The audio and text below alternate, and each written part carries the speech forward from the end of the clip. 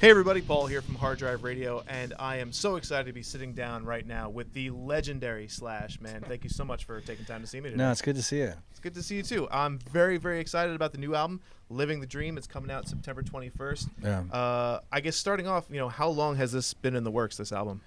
Well, I mean, we started a lot of the songs, a lot of the ideas originated when we were on the road for World on Fire. So that was like 2014, 2015.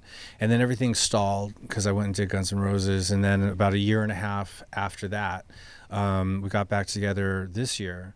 And so we sort of revisited those original ideas and then plus wrote a bunch of new ones. So it's, I mean, we put like it's hard to explain, but a couple sound checks, a couple little rehearsals, and we had the sort of nucleus for the ideas for, I'm trying to think of the different songs, but something wild, that was Call of the Wild, yeah. Sorry. It was one of those songs. The Great Pretender was one of those songs. And then, in contrast, like the song that they've been playing, Driving Rain was one of those older songs, but they've been playing the song called Mind Your Manners. And that was the first song that we started pre-production for this record with in like February. Oh, wow. So, when you guys are writing, is it, are you all together in a room writing these songs, or is there a lot of back and forth and emailing songs? No, I don't do for the mail it in approach. A lot of the writing happens when we're on the road because that's that's the only time that we're all together. And so what I'll do is I'll come up with an idea in a dressing room or in a hotel room or sometimes even on the bus or whatever. And so if it's cool, I'll tape it on my phone and then I'll bring it to sound check if we have time, and I'll start jamming it with Todd and Brent and Frank, and then Myles will start recording some vocal melodies, and we'll get the idea together, and that happens all throughout the tour. And so that's really where the writing starts. And then whenever we have a sizable break, a couple weeks or something, we'll go into a rehearsal room and we'll start fleshing out some of those ideas and getting arrangements together. And that's basically how it happens. So when you were ready to record for this one, where did you go? Actually, I've finally bought sort of it's for want of a better word, it's a house, but it's a small little one-story little tiny place, and I built a studio in there. So it's an API 16-track board digital thing, and that's where we recorded the album. And this is Slash's Snake Pit? Yeah, we call it Snake Pit Studios. Yeah. Okay. It's actually Snake Pit 2 because I had a full-blown recording studio in my house back in 1998, 99, 2000, and I did a Snake Pit record there. It was a really cool studio, and it had a 24-track I can't think of the name of the board, but so it was totally analog setup. It was really cool, and I sold it to Billy Bob Thornton back in like 2001 or something. Do you prefer using like the old analog boards, or do you like the new digital? I mean, I like analog because I'm a fan of the way analog sounds. But going into a studio and like a commercial studio and paying for it and all that kind of stuff is pretty taxing, financially.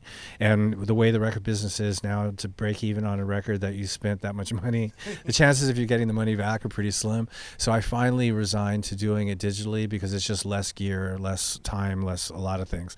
And and we made it sound. I mean, Elvis, the guy who produced it, Mike Basquiat, but we call him Elvis Liberace, and he's a really great engineer, great producer, and he used some equipment that really softened up the whole digital approach. And when you listen to it, you don't think of it as a digital record. And I'm going to release it on vinyl just because it's that soft sounding. Yeah, I'm a vinyl guy too. I love that vinyl has come back in such a huge way. I think Record Store Day has been a big help with that. I'm a big fan. I always go and buy the Record Store Day releases every year. Yeah. So I mean, do you have a huge vinyl collection at home? It's not huge because I had to start from scratch, but I do have a vinyl collection at home.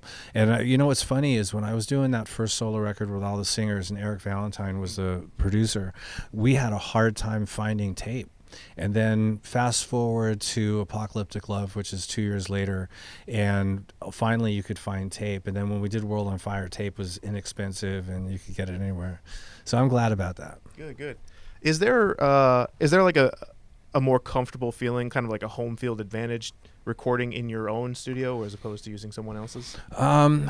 That's a good question.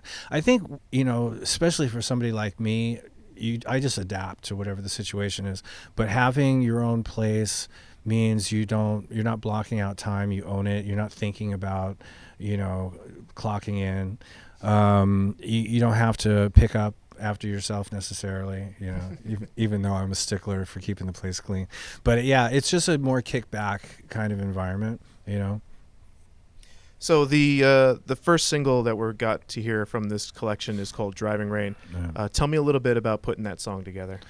Well, I remember the intro riff was written somewhere early on during the World and Fire tour, and we were doing I think we started that tour with Aerosmith. So after the Aerosmith tour, we started playing, or maybe it was in between because we did our own dates in between Aerosmith dates. But it was at that club in the Hamptons, and that's where the first time I ever played it for the guys. And so we started jamming that there, and then the verses, the idea for the verse sort of came in around there and hadn't really been fleshed out yet. So it was something sort of, in bits and pieces over, the end of 2014. And then we really sort of focused on it in 2018 and sort of got it all together. I remember seeing that tour too, and it was Aerosmith, and you were opening, and it was at the Jersey Devils arena right across the river in Jersey, and just it was a fun tour, amazing night. I was in the studio doing guitars over in Florida, Elvis's place, and Joe called me up and he goes, you want to go out and open for us? We're doing this tour coming up in the summer. And it was that was a great phone call. And it was like, okay, and so now I know exactly what we're going to do as soon as the album's released, sort of gave us like a certain kind of agenda, so, but we had a really great time, and I love those guys, so it was good.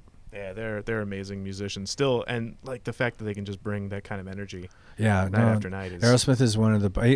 Aerosmmith is the kind of band that young bands need to look at because they're one of the last real ones around, and there's such a natural feel that they have, and just a certain kind of swagger that just comes with a combination of people, and and everything they do is what's coming out of their instruments. It's not taped or fucking phoned in. So it's definitely a good example of what rock and roll is all about. Let's talk a little more rock and roll. The second track we've gotten to hear from the new album is called "Mind Your Manners." Tell me a little bit about that one. There's not really much to tell. When when we first started, after a year and a half of being apart, you walk into the room. Okay, we're going to be in rehearsing on such and such a day at 2:00. So we show up and you plug in and you're like, okay, so what do you play first? Do we go back to one of the World on Fire songs or something from Apocalypse the Glove, or do we, Anyway, so I just made something up on the spot. And we started jamming that, and that's really where Mind Your Manners came from. And Myles heard it after we'd sort of gotten a basic arrangement together, and just automatically loved it and came up with the lyrics and stuff. Does Myles ever consult with you on lyrics, or does he write all that on his own? He has, like in the early days when we first got together. I remember we were doing Apocalyptic Love, and he sat me down and wanted to talk to me about some lyric and if I would help him on something. And I was like, you know what, you're fine on your own. You don't need my help. And so ever since then, it's always been like whatever he's going to come up with. I know Myles well enough. It's really not a question that I have, as to what the content of the lyrics is going to be. I think I read somewhere that he was supposed to audition with you like a bunch of years ago, and maybe he just kind of like bailed on that or something. Well, it's funny because he reminded me. I didn't even know when Velvet Revolver was looking for singers before Scott came in. I mean, we listened to, I don't know, for 10 months we listened to about 100 or so singers a week, and like maybe 2 of those 100 would actually physically come and audition. And Myles, we sent the tape to Myles because Matt had mentioned, oh, this guy Myles Kennedy is really good, Mayfield 4.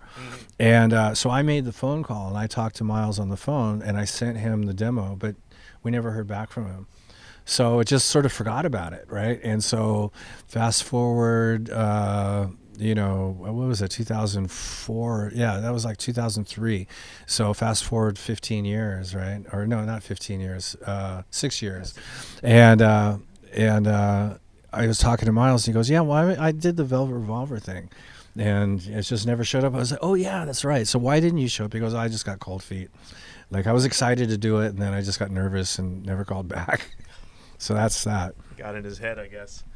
I mean, I'm a big fan of his work. I think he has an amazing voice, and the solo album that he put out recently. This acoustic thing is incredible. Amazing. Have you seen any? I mean, he was on tour in Europe, so I didn't see it in person, but like I've seen some of the YouTube clips, and it's just phenomenal. He did play a show here in the city, and it was sold out. But I knew his publicity guy, so you got in, and just an incredible. It's really good. So good. I'm so happy he's working with you because you guys are just making amazing music together. We just hit it off right from the very get-go, and it's one of the reasons why I've insisted on keeping it together and keeping it going, because when you have an opportunity to work with people that you have a like that immediate spark and that synergy with, then you have to grab a hold of it with both hands and keep it going, because it doesn't happen that often. Some people can go their whole career without ever finding that chemistry with somebody else, so yeah, I definitely want to take advantage of it. And before we wrap up, I do want to ask you about the title of the album, Living the Dream.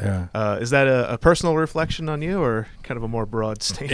It was more of a sarcastic statement towards politics, domestic politics, and politics, really, and global politics, really. There's a lot of shit going on. Amen. And so Living the Dream, I thought, was a very apropos sort of statement towards that, because I in all honesty, I don't like to sort of advocate a lot of political points of view in the music and in a rock and roll band, because it seems like that's what I want to get away from. So I don't like to go there, but this is sort of a one of those titles that you can take it for what it is, and that's what it was. The band is Slash, featuring Myles Kennedy and the Conspirators. The album Living the Dream, out September 21st. Man, thank you so much. This was a blast. Thanks.